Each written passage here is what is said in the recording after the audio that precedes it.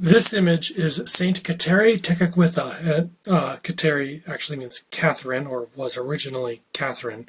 I'll say more about that in a moment. She was a member of the Mohawk tribe of the Iroquois Confederacy, or Iroquois nations, in the 17th century. Before I say more about Kateri's life, I'm going to introduce a distinction from the Second Vatican Council that's really important for understanding how we think about saints that come from distinctly different cultures like Kateri did. This distinction is what Vatican II refers to sort of as the faith and culture distinction. So what does that actually mean, right? I mean, oftentimes we sort of think of religion as part of culture. Well, Vatican II is going to say that they're not the same thing, and there's an important reason for us to distinguish between the two. The liturgy looks different in different parts of the world today. Right, here's one example, probably from Africa, it looks like, if I were to guess. This one is an extraordinary form Mass, probably from somewhere in Europe, or maybe America. Here we have an Eastern Orthodox or Eastern Rite Catholic liturgy from probably Eastern Europe somewhere. And here we have actually an image from a Native American Catholic church here in the Twin Cities. Each of these approaches Catholic worship in a very different way. They look different when you attend one of these services. And so what this difference helps us understand is that there really is a difference between the faith, which remains the same no matter where you go, wherever you go in the world in the Catholic Church, and a culture, which is what I maybe would describe as the clothing that the faith wears when it comes into a particular place and time. There's a couple of things to keep in mind here.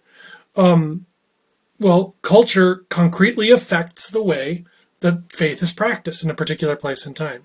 We all believe that Jesus is God. We all believe that God is triune. We all believe in the church. We all believe in the sacraments. But we express these things in different ways. And in that way, even the ones that we might be most familiar with, the expressions of the faith that we are most familiar with, might seem like the way that the liturgy should look.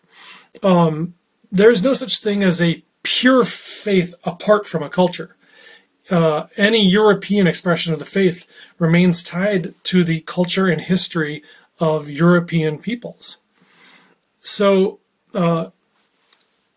what that means as far as our action in the world, and Kateri's concrete witness, is the way in which she melds the Catholic faith with her native culture as a Mohawk woman.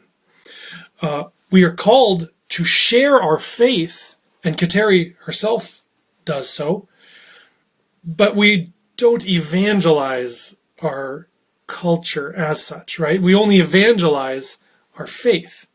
We appreciate cultures. We appreciate our own. We appreciate others. But it would probably be inappropriate to say that we are evangelizing it because of things that we will mention here in a second.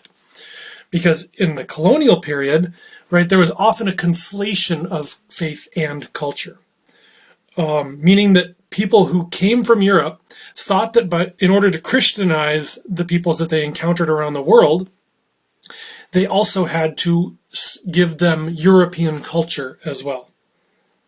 This could be problematic at times, right? By distinguishing between the two, the church gives itself the tools to say that evangelization and the spreading of the faith is important and good, while also recognizing that bad things happened at the hands of Europeans when they tried to do that. To say that this imposition of culture is in fact a bad thing. So as an example of it, right, we could think of, for instance, the ways in which Native Americans in some instances were asked to speak English and to abandon their native languages, especially in schools, for instance, or to wear European clothing. Here we have an example of, right, on the left, 3 boys who were brought in, and then they cut their hair and they changed their clothes and said, here, now we're going to like fix you up to be proper, I don't know, would they say Christian? Probably. But what they're really doing is trying to make them look European. And another example of the same kind of phenomenon, right, we see in this image over here, where we have a loss of clothing and a sort of transformation of their heritage. Well, again, what Kateri helps us to see today is that we don't need to Europeanize people in order to make them Catholic, right? That we can still spread the faith without imposing our cultures on people. So Kateri, you see here, this is where she was originally from, sort of there in upstate New York. She was born in 1656 as a member of the Mohawk tribe, as I said. When she was 4 years old, a wave of smallpox came through their area and killed her immediate family. Smallpox, again, is one of those ugly realities from the colonial period. At times it was just an inescapable fact that Europeans had diseases that native populations weren't able to, didn't have any immunity to. At other times, though, we also should acknowledge that at times these diseases were spread intentionally by colonial folk trying to kill Native American folks. So after that, she was her family was dead, and she was seriously scarred even on her face from the smallpox that she also had.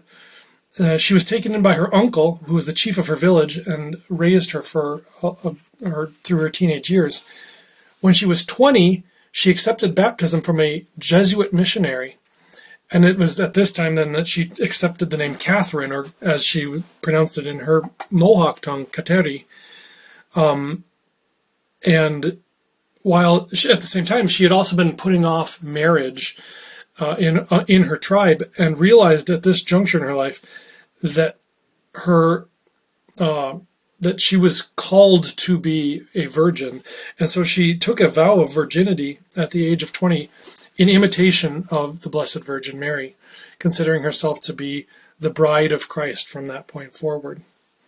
Now, this decision put her at some odds with her tribe, and so I've moved upwards, northward, right? You can sort of see New York, central New York is still in there, but now we're a little bit farther up, and she relocates up there by Montreal, where there was a community of other Native American Christians who had converted to Catholicism.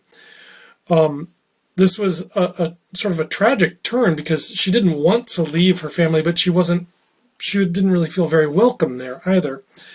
And she expressed interest in pursuing a religious vocation up here in this Christian village, but even her priest there it says that the priest thought she was too young. I do wonder, it's not clear, whether there may have been a racial component to the priest's advice that she not pursue religious life as well. So, in her tribe, right, the Mohawk tribe had a male leadership. She was expected to, when her uncle's asking her to get married, she's expected to do so. She saw a duty, though, that her uncle did not see, and that duty was a duty of obedience to God and to Christ. And even though she wanted to be with her people, her fulfillment of that duty made her life very difficult in her own community, her native community. And similarly, even when she transferred farther to the north to go join this Christian community near Montreal, her disfigurement by the smallpox that she had from a child, and perhaps, like I said, her nativeness itself, would have put her at the sides or the margins of this community as well. Right? She's like in between the two. This is like what's called liminality. You're not really in this group and you're not really in this other group. And this made her life difficult too. So what do we take from this, right? What do we take from Kateri's struggle to be both authentically Catholic and authentically Mohawk or Native American? Well, we should probably recognize that Christianity is not going to be about making our lives easier.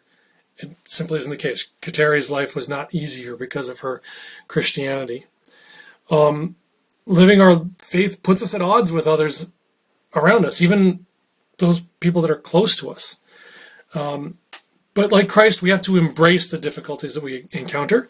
And Kateri teaches us how to confront and overcome these obstacles to our vocations that, again, can even come from very close to us. She helps us to see what it might mean to be authentically Catholic and, again, authentically Native American. Now, in the image that we have from our artist Aaron Wee, you'll see two particular images. You'll see lilies. Lilies, there are some species of lilies that are native, again, to the northeastern United States. The lily is also a symbol, as you can see in the background image, of Mary and of her virginity as well. So because of Kateri's imitation of Mary, the lily is an image that is often associated with that, her vow of virginity. Then, on the other hand, we have these three upright feathers, or, it's called a castowa. I might not be pronouncing that correctly. It's a symbol, though, of the Mohawk Nation, and it's obviously then a piece of evidence for how she continued to hold her own nativeness near and dear to herself, right? She, as I say, and you'll see in the other introduction, the written out one, it says that she engaged in self-mortifications because she was distraught by the fact that the rest of her tribe didn't convert to Christianity. She sincerely desired to remain one with them. A final piece of resource then. There's a few books out there you can find about Kateri.